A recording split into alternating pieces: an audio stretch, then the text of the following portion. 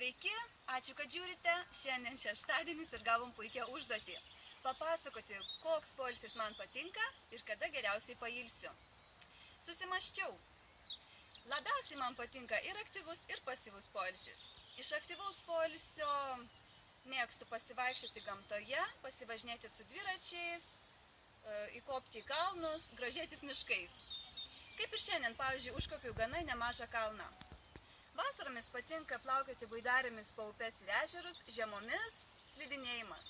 Kelionės, nuotykiai, viskas, kas sukelia teigiamų įspūdžių. Bet gerai pagalvojusi, labiausiai pailsiu Lietuvoje pas tėvus. Šiuo metu gyvenu Norvegijoje, artėja atostogos ir labai jų laukiu.